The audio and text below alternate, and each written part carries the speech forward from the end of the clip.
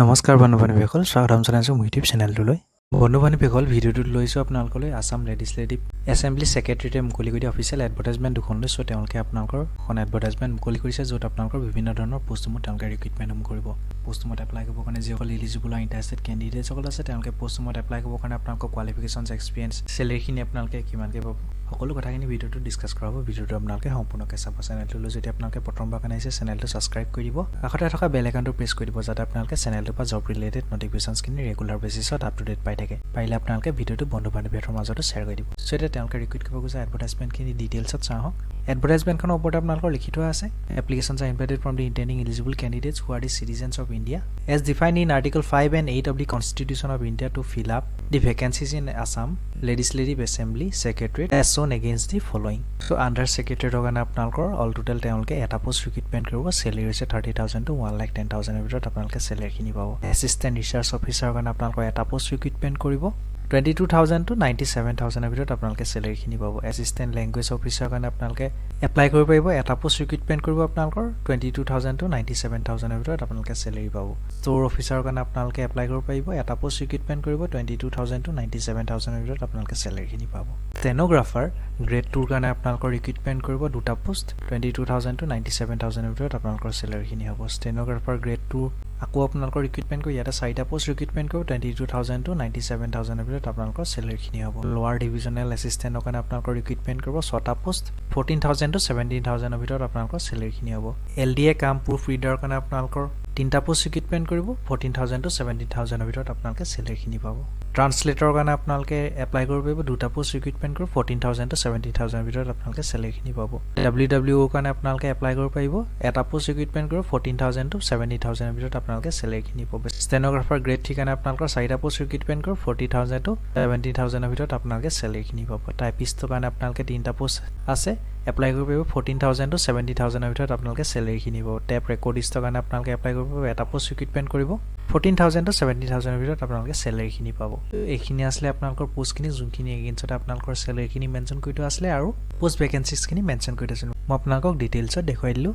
Next ইয়াতে আপোনালোকৰ পোষ্টখিনিৰ এগেইনষ্টতে আপোনালোকৰ এলিজিবিলিটি ক্ৰাইটেৰিয়াখিনি মেনশ্যন কৰি থৈছে। ওপৰত যোনখিনি পোষ্ট আপোনালোকৰ মেনশ্যন কৰি থোৱা আছে, পোষ্টখিনি এগেইনষ্টতে আপোনালোকৰ কি কোৱালিফিকেশ্যনছ লাগিব আপোনালোকে এপ্লাই কৰিবৰ কাৰণে সকলো ডিটেইলছত মেনশ্যন কৰি থোৱা আছে।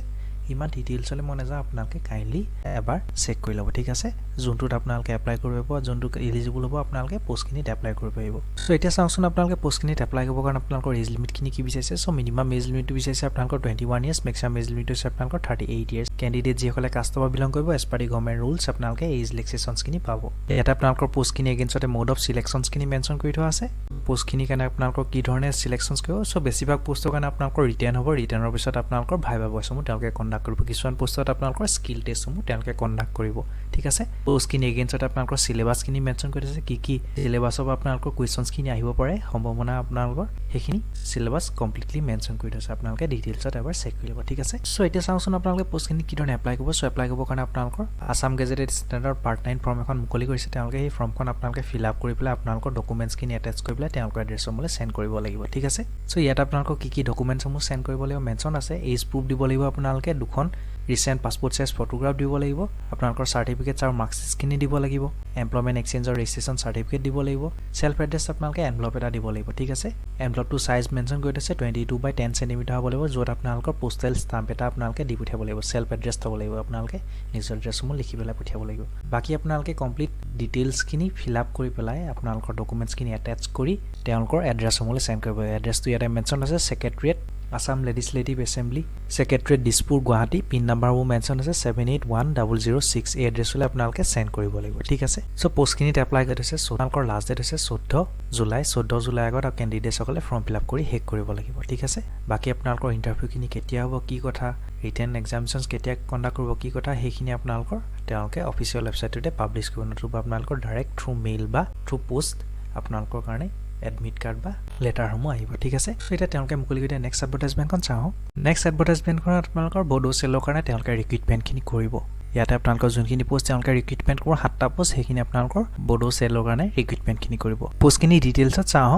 ডেপুটি সেক্ৰেটাৰিয়েটৰ কাৰণে এটা পোষ্ট ৰিক্ৰুটমেণ্ট কৰিব চেলেৰিখিনি মেনশ্যন আছে আপোনালোকৰ 30,000 to 1,10,000 ভিতৰত আপোনালোকে চেলেৰিখিনি পাব আণ্ডাৰ সেক্ৰেটাৰি কাৰণে আপোনালোকৰ ৰিক্ৰুটমেণ্ট কৰিব এটা পোষ্ট 30,000 to 1,10,000 ভিতৰত আপোনালোকে চেলেৰিখিনি পাব ইণ্টাৰপ্ৰেটাৰ কাৰণে আপোনালোকৰ দুটা পোষ্ট ৰিক্ৰুটমেণ্ট কৰিব 14,000 to 17,000 ভিতৰত আপোনালোকে চেলেৰিখিনি পাব সিনিয়ৰ এডমিনিষ্ট্ৰেটিভ এছিষ্টেণ্টৰ কাৰণে এটা পোষ্ট ৰিক্ৰুটমেণ্ট কৰিব 22,000 to 97,000 ভিতৰত আপোনালোকে চেলেৰিখিনি পাব ট্ৰান্সলেটৰৰ কাৰণে আপোনালোকৰ দুটা পোষ্ট ৰিক্ৰুটমেণ্ট কৰিব 14,000 to 17,000 ভিতৰত আপোনালোকে চেলেৰিখিনি পাব নেক্সট আপোনালোকৰ পোষ্টখিনি এগেইন যদি ইয়াতে আপোনালোকৰ এলিজিবিলিটি ক্ৰাইটেৰিয়াখিনি মেনশ্যন কৰি থোৱা আছে কোনটো পোষ্টৰ কাৰণে আপোনালোকে এপ্লাই কৰিবৰ কাৰণে আপোনালোকৰ কি এলিজিবিলিটি কণ্ডিশ্যনসমূহ থাকিব লাগিব এক্সপিৰিয়েঞ্চসমূহ কি থাকিব লাগিব সকলো ডিটেইলছ মেনশ্যন আছে আপোনালোকে কাইণ্ডলি এডভাৰটাইজমেণ্টখন এবাৰ চেক কৰি ল'ব ঠিক আছে চ' পোষ্টখিনিত এপ্লাই কৰিবৰ কাৰণে আপোনালোকৰ এজ লিমিটখিনি মেনশ্যন কৰি আছে ছেইম হয় আপোনালোকৰ 21 ইয়াৰ্ছ মিনিমাম মেক্সিমাম হৈছে আপোনালোকৰ 38 ইয়াৰ্ছ কেণ্ডিডেট যিসকলে কাষ্টৰ বিলং কৰিব as per the government rules আপোনালোকে এজ ৰিলেক্সেশ্যনছখিনি পাব চিলেকশ্যন প্ৰচিডিউৰটো কি ধৰণে হ'ব চ' চিলেকশ্যনছখিনিৰ কাৰণে আপোনালোকৰ ৰিটেন ভাইভা হ'ব ঠিক আছে ইয়াত আপোনালোকৰ পোষ্ট ৱাইজ বেলেগ বেলেগ হয় কিছুমানত আপোনালোকৰ অৰিয়েণ্টেশ্যন টেষ্ট হ'ব বা